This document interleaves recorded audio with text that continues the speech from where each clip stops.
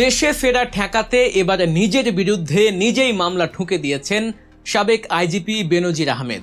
হ্যাঁ, ঠিকই শুনছেন, ক্ষমতার দম্ভে গড়ে তোলা শত শত কোটি টাকার অবৈধ সাম্রাজ্য হাতছাড়া হওয়ার পর এবার আইনের চোখ ফাঁকি দিতে বেনজির খেলেছেন এক অভাবনীয় চাল। দুবাইয়ের মাটিতে বসে এমন এক আইনি ফাঁদ তিনি তৈরি করেছেন যা শুনে বাঘা বাঘা আইনি বিশেষজ্ঞদেরও চোখ কপালে ওঠার জোগাড়। ইন্টারপোলে জালে আটকা পড়ার পর যখন তাকে দেশে ফিরিয়ে আনার জন্য বাংলাদেশ সরকারের তোড়জোড় একদম চূড়ান্ত পর্যায়ে, ঠিক তখনই নিজের বিরুদ্ধে নিজেই একটি ভুয়া মামলা দায়ের করিয়েছেন তিনি। পুরো এক্সট্রাডিশন বা দেশে ফিরিয়ে আনার প্রক্রিয়াটিকে এক গভীর অনিশ্চয়তার মুখে ঠেলে দিয়েছেন পুলিশের এই সাবেক মহাপরিদর্শক। যে কোনো উপায়ে দেশে ফেরা ঠেকাতেই হবে, এটি এখন বেনজির আহমেদের একমাত্র লক্ষ্য। আর এই লক্ষ্য হাসিল করতে তিনি ব্যবহার করেছেন আন্তর্জাতিক আইনের এক চরম ধূর্ত ফাঁকফোকর। কি সেই ফাঁদ? কিভাবে একজন ঘনিষ্ঠ বন্ধুকে দিয়ে নিজের বিরুদ্ধে আর্থিক প্রতারণার মামলা করালেন তিনি, আর এই কূটকৌশলের ফলে তাকে দেশে ফিরিয়ে আনার সরকারি চেষ্টা কি আসলেই ব্যর্থ হতে যাচ্ছে? আজ আমরা আন্তর্জাতিক আইনের এই জটিল মারপ্যাঁচ এবং দুবাইয়ের আইনি ব্যবস্থার খুঁটিনাটি একদম সহজ এবং প্রাঞ্জল ভাষায় ডিকোড করব।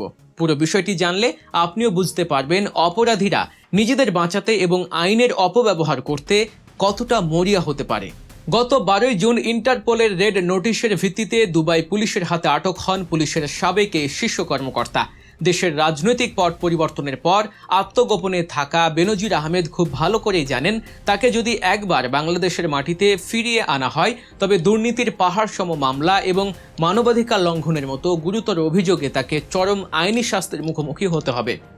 দেশে তার বিশাল সাম্রাজ্য, রিসোর্ট থেকে শুরু করে ব্যাংক অ্যাকাউন্ট সবই এখন বাজেয়াপ্ত। এই অবস্থায় বাংলাদেশে ফেরা তার জন্য আক্ষরিক অর্থেই এক চরম দুঃস্বপ্ন। বাংলাদেশ সরকার তাকে দেশে ফিরিয়ে আনতে সর্বোচ্চ কূটনৈতিক ও আইনি চেষ্টা চালিয়ে যাচ্ছে। সংবাদ মাধ্যমের তথ্য অনুযায়ী সংযুক্ত আরব আমিরাতে বাংলাদেশ দূতাবাসের কর্মকর্তাদের সাথে ঢাকা থেকে যাওয়া একটি বিশেষ প্রতিনিধি দল কাজ শুরু করেছে। তারা ইন্টারপোল শাখা সহ বিভিন্ন দফতরে রীতিমতো দৌড়ঝাঁপ করছেন। নির্ধারিত 30 দিনের মধ্যে সমস্ত আইনি নথিপত্র, মামলার এজাহার এবং আদালতের আদেশ আমিরাত কর্তৃপক্ষের কাছে হস্তান্তর করা হয়েছে। যখন মনে হচ্ছিল বেনজিরকে দেশে ফেরানো এখন শুধুই সময়ের ব্যাপার, ঠিক তখনই তুরুপের তাসটি চাললেন এই ধুরন্ধর সাবেক পুলিশ কর্মকর্তা। দুবাইয়ের আন্তর্জাতিক সূত্র এবং ব্যবসায়িক মহলের তথ্য অনুযায়ী দেশে ফেরানো ঠেকাতে বেনজির আহমেদ তার অত্যন্ত ঘনিষ্ঠ এক সহযোগীকে দিয়ে স্থানীয় দুবাই আদালতে নিজের বিরুদ্ধে একটি দেওয়ানি বা ব্যক্তিগত আর্থিক লেনদেন সংক্রান্ত মামলা দায়ের করিয়েছেন। এখন সাধারণ দর্শকের মনে একটি অত্যন্ত যৌক্তিক প্রশ্ন জাগতে পারে, একজন মানুষ কেন নিজে থেকে নিজের ঘাড়ে মামলার বোঝা চাপাবেন? এতে তো তার বিপদ আরও বাড়ার কথা। কিন্তু না দর্শক, আন্তর্জাতিক আইনের দৃষ্টিকোণ থেকে এটি কোনো বিপদ নয়, বরং এটি হলো নিজেকে বাঁচানোর এক চরম মাস্টার স্ট্রোক। দুবাই বা সংযুক্ত আরব আমিরাতের আইনি ব্যবস্থা অনুযায়ী যদি কোনো ব্যক্তির বিরুদ্ধে স্থানীয় আদালতে কোনো আর্থিক দেওয়ানি বা সম্পত্তির বিরোধ সংক্রান্ত মামলা চলমান থাকে, তবে সেই মামলা চূড়ান্ত নিষ্পত্তি না হওয়া পর্যন্ত ওই ব্যক্তিকে অন্য কোনো দেশের কাছে হস্তান্তর বা এক্সট্রাডিশন করা যায় না। অর্থাৎ স্থানীয় পাওনাদারের পাওনা বুঝিয়ে না দেওয়া পর্যন্ত দুবাই সরকার ওই আসামিকে দেশ ছাড়ার অনুমতি দেবে না। বেনজির আহমেদ ঠিক এই সুযোগটাই কাজে লাগিয়েছেন। তিনি তার নিজের লোক বা বন্ধুকে দিয়ে আদালতে অভিযোগ দায়ের করিয়েছেন যে বেনজির তাকে বিপুল পরিমাণ অর্থ পরিশোধ করতে ব্যর্থ হয়েছেন। এখন দুবাইয়ের আদালত বলবে, আগে আমাদের দেশের এই ব্যবসায়িক বিরোধের মীমাংসা হোক, তারপর তাকে বাংলাদেশে পাঠানোর বিষয়টি বিবেচনা করা হবে। দেওয়ানি মামলাগুলো বছরের পর বছর ধরে চলতেই থাকে। আর এই দীর্ঘসূত্রিতার সুযোগ নিয়েই বেনজির আহমেদ মূলত তার দেশে ফেরাকে একটি অনিশ্চিত ভবিষ্যতের দিকে ঠেলে দিয়েছেন। আন্তর্জাতিক আইন নিয়ে কাজ করা বিশেষজ্ঞ এবং আইন শৃঙ্খলা রক্ষাকারী বাহিনীর একাধিক কর্মকর্তার মতে বেনজির আহমেদের এই কৌশলটি আন্তর্জাতিক অপরাধ জগতে খুব একটা অস্বাভাবিক নয়। একে বলা হয় জুডিশিয়াল শিল্ডিং বা বিচারিক সুরক্ষা বর্ম। যখন বড় বড় হোয়াইট কলার ক্রিমিনাল, মাফিয়া বা দুর্নীতিবাজরা অন্য কোনো দেশে ধরা পড়েন এবং তাদের নিজ দেশে ফেরার পথ বন্ধ হয়ে যায়, তখন তারা স্থানীয় আদালতে বিভিন্ন ধরনের ভুয়া বা সাজানো পিটিশন দায়ের করেন।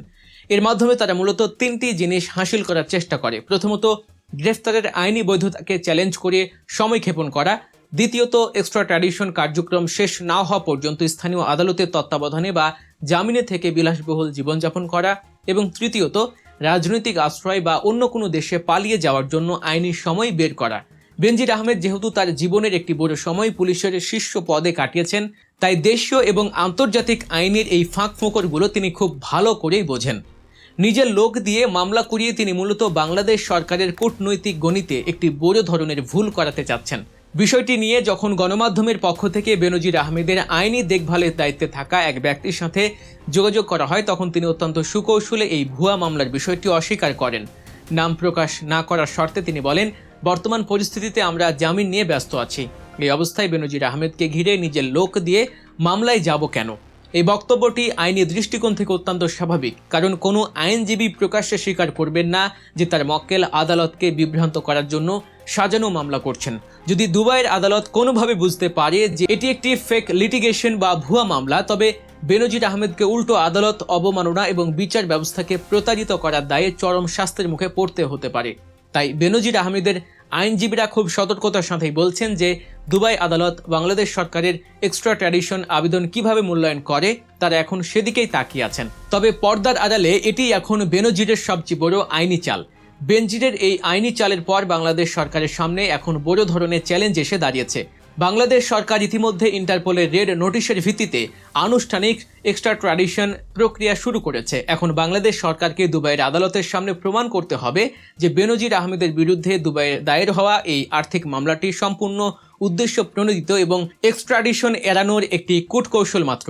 যদি বাংলাদেশ সরকারের নিয়োজিত আন্তর্জাতিক আইনজীবীরা সফলভাবে এই ফেক লিটিগেশনের মুখোশ উন্মোচন করতে পারেন, তবে দুবাই আদালত এই স্থানীয় মামলাটি বাতিল করে দিয়ে বেনজিরকে বাংলাদেশের হাতে তুলে দেওয়ার নির্দেশ দিতে পারে। তবে এটি একটি অত্যন্ত দীর্ঘ, ব্যয়বহুল এবং স্নায়ুক্ষয়ী আইনি লড়াই হতে যাচ্ছে। রাষ্ট্রবিজ্ঞানে একটা কথা আছে, আইন মাকড়সা জালের মতো, ছোট পোকারা এতে আটকে যায় আর বড় পোকারা তা ছিঁড়ে বেরিয়ে যায়। বেনজির আহমেদ সারা জীবন বাংলাদেশের আইনকে নিজের হাতের পুতুল বানিয়ে রেখেছিলেন। আজ যখন তিনি নিজের আইনের জালে আটকা পড়েছেন, তখন সেই জাল ছিঁড়ে বের হতে বিদেশের মাটিতে আরেক আইনি জালিয়াতির আশ্রয় নিচ্ছেন। দেশের আইন শৃঙ্খলা রক্ষার দায়িত্বে থাকা একজন সাবেক আইজিপি নিজেকে বাঁচাতে ভুয়া মামলার নাটক সাজাচ্ছেন। এর চেয়ে বড় নৈতিক স্খলন আর কি বা হতে পারে? এই ঘটনা শুধু একজন ব্যক্তির দুর্নীতিকে প্রকাশ করে না, বরং ক্ষমতার অপব্যবহার করে ফুলে ফেপে ওঠা একটি পুরো গোষ্ঠীর মনস্তাত্ত্বিক দেউলিয়াত্বকেই বিশ্বের সামনে উন্মোচিত করে। দর্শক, পুরো বিষয়টি আপনার কাছে কেমন লাগছে? নিজের বিরুদ্ধে নিজেই মামলা করে বেনজির আহমেদ যে ধূর্ততার পরিচয় দিয়েছেন, তার সাথে কি বাংলাদেশ সরকার আইনি লড়াইয়ে পেরে উঠবে? পুরো বিষয়টি আপনি কিভাবে দেখছেন? আপনার সুচিন্তিত মতামত অবশ্যই কমেন্ট করে আমাদের জানিয়ে দিন। আর আমাদের এই বিশ্লেষণটি যদি আপনার কাছে তথ্যবহুল মনে হয়, তবে ভিডিওটিতে লাইক দিয়ে অন্যদের সাথে শেয়ার করুন। এমন আরও গভীর বিশ্লেষণ এবং খবরের ভেতরের খবর সবার আগে পেতে গল্প নিউজ চ্যানেলটি সাবস্ক্রাইব করে আমাদের সাথেই থাকুন। দেখা হচ্ছে পরবর্তী ভিডিওতে। আল্লাহ হাফেজ।